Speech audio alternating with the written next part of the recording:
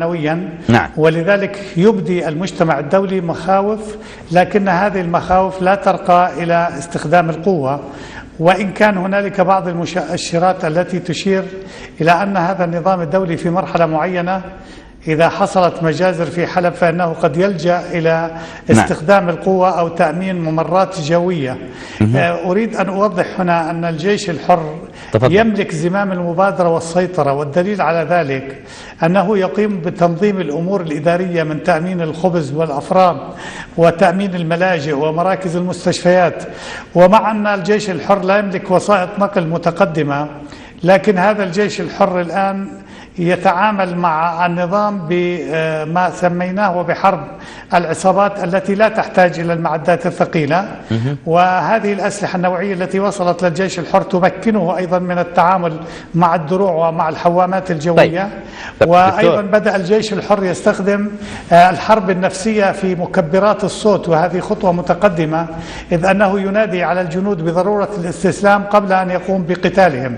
وأيضا هنالك اختراق استخباري من قبل الجيش الحر لصفوف الجيش النظامي، ولعل العملية النوعية للمركز الأمني في دمشق تؤكد أن مثل هذا الاختراق أمر موجود. طيب دكتور، يعني كل ما أشيع عن مناطق عازلة لم يتحقق منه شيء. الآن مساحات شاسعة من سوريا هي مناطق محررة كما تحدثت أنت، لكنها تحت تهديد الطيران. هل تسير الأمور إلى فرض حظر جوي أو إلى تمكين الثوار من مضادات للطائرات؟ المعول عليه هو قيام تركيا باعتبارها ثاني أكبر قوة عسكرية في حلف شمال الأطلسي. نعم. وهي القوة التي يمكن أن يناط بها مسؤولية تأمين هذا الممر الحر. ولكن لغاية الآن تركيا تبدي مخاوف من أن الأكراد اللي موجودين في منطقة الحدود قد يستخدموا كورقة تركيا مستقبلا، ولذلك تركيا الآن بدأت تتخوف لأن هذا الشريط الحدودي يتواجد فيه الأكراد. وتبدي تركيا قلقها من هذه المسألة، مما يضعف من احتمالية هذا التدخل العسكري. نعم. تعليق أستاذ وليد على ما تحدث به الدكتور غازان. تفضل. أرجو تحديدا عدم زج تركيا، طبعا الكلام موجه إلى الحكومة التركية، بعدم زج مشكلتها الداخلية مع 25 مليون كردي. نعم. شعب كردي بكامل قواه موجودة داخل تركيا، بزج مشكلتها الداخلية مع المشكلة السورية. نعم. نحن الشعب الكردي في سوريا جزء من الشعب السوري، وقوام الثورة السورية هي كافة شرائح المجتمع السوري. وجودنا نحن كأكراد أو كشعب كردي في مناطقنا موجودون نحن تاريخيا.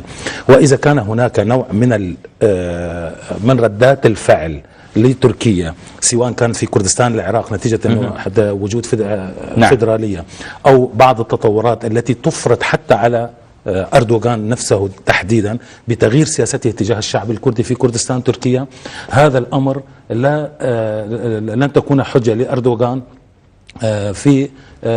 في بلع أو لحس كوعه مثل ما يقول السودانيون. نعم.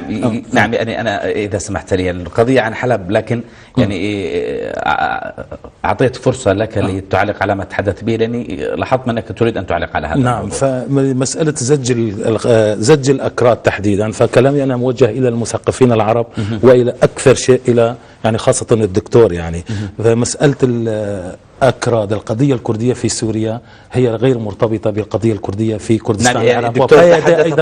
تحدثت عنه تركيا كاتجاه تنظيم مستهدف من تركيا، أو تركيا دائما توجه إليها سهام، هو تنظيم كردي سوري يطالب بالحقوق القومية المشروعة للشعب الكردي في سوريا. هذه الحقوق أو هذا الحزب وكافة مكونات السياسية الكردية في سوريا كانت تطالب بالاعتراف الدستوري بالشعب الكردي وبالحقوق القومية للأكراد قبل منذ استقلال سوريا، منذ عام 1920 ولغاية تاريخ اليوم. فقط للتنويه الدكتور تحدث كما تحدث بالضبط. أنا أحيي موقفه كان تحليل. نعم.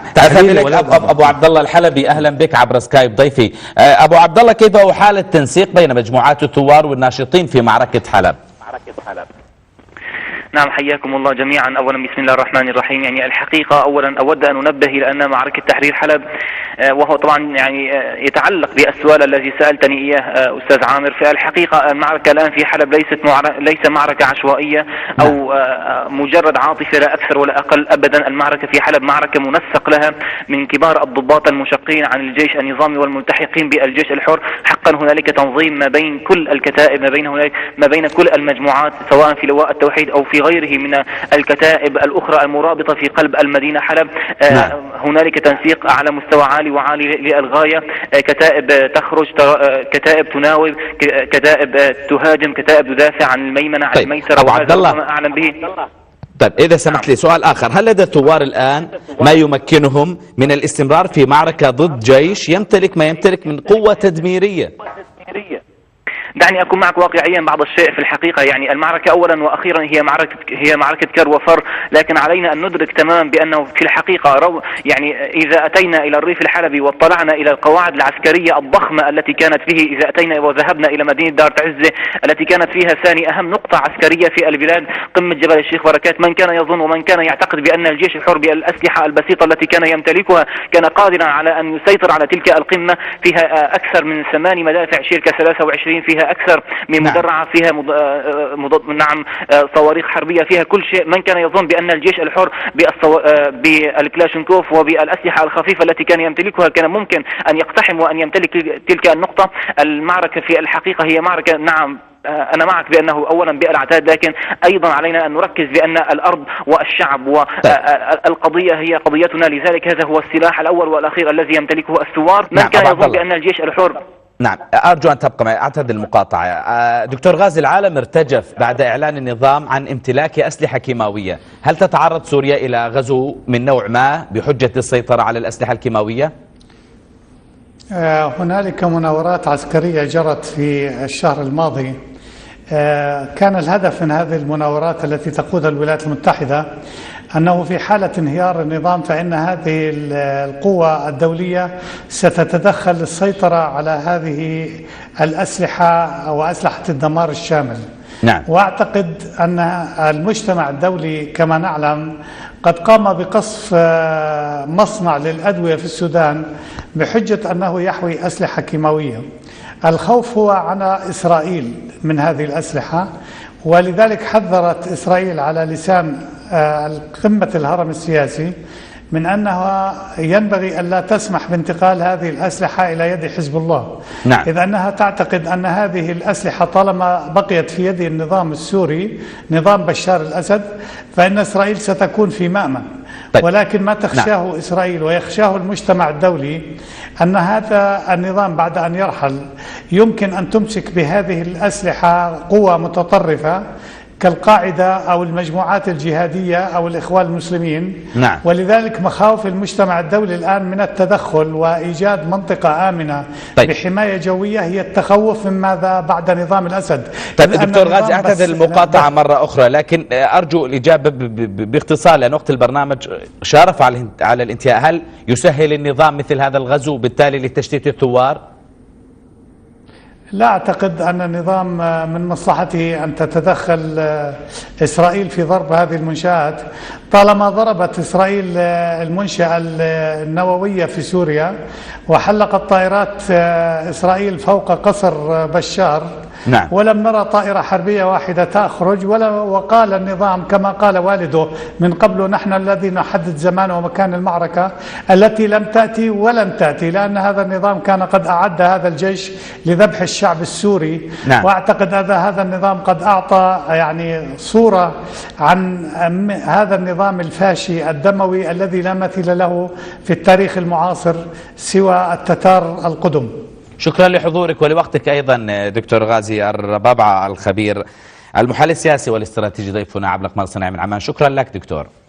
سأذهب إليك أبو عبد الله الحلبي. أبو عبد الله، أيما تكون عليه مجريات معركة حلب، هل لدى الثوار من القوة التي تمكنهم من الاستمرار لفترة أطول؟ يعني أولا سأكمل الجواب الذي بدأت به وقد ضربت حقيقة المثل بالريف الحلبي، والآن من يدير معركة حلب هو الريف الحلبي بالكتائب التي زحفت إلى مدينة حلب. يعني أخي عامر، من كان يظن بأن الجيش الحر بالأسلحة البسيطة التي يمتلكها يستطيع أن يدمر اليوم 6 دبابات؟ الأسلحة الخفيفة يمتلكها الجيش الحر، نعم أنا معك، لكن أيضا هنالك أسلحة علينا أن نعترف بأن الجيش الحر قد تكتم عن وجودها معه، ربما يعني للمعركة ولصعوبة الظرف الذي هو فيه. أنا معك بأن المعركة هي كر وفر، ربما اليوم يسيطر على هذا الحي، ربما الغد ينسحب، لكن صدقني لن تكون المعركة سهلا على النظام مطلقا، وأعتقد بأن الجيش الحر سوف يبسط سيطرته، ولن يستطيع النظام أن يقتحم أي حي إلا فقط عن طريق الضرب عن بعد. يعني صدقا أبو عبد الله، يعني ناشطين كأمثالك وأيضا كوجود عناصر جيش حر على قدر كبير من هذا الوعي لا يمكن لأي جيش أن يهزمهم. لكن سؤال أخير أيضا، ماذا يريد الثوار من السوريين في حلب وغيرها؟ الحقيقة بالنسبة للثوار السوريين ككل، ماذا يريدون من الثوار في حلب وفي ريفها؟ يعني يريدون منا أن نصمد، ربما هكذا إذا فهمت السؤال منك أخي عامر. نحن صامدون بإذن الله سبحانه وتعالى، وأبشر يعني من موقعي كناشط إعلامي من قلب مدينة حلب، نحن صامدون بإذن الله، والله لن نخذل آهات الأمهات، لن نخذل الدماء التي سالت في قلب مدينة حلب. أخي عامر أقولها لك من قلبي، لا أريد أن أحلل كثيرا، لكن أريد أن أقول كلمتين مختصرتين.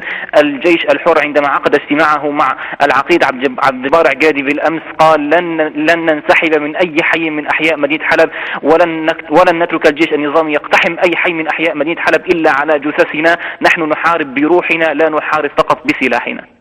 نعم. أستاذ وليد، نصف دقيقة أعتذر، ماذا بعد حلب؟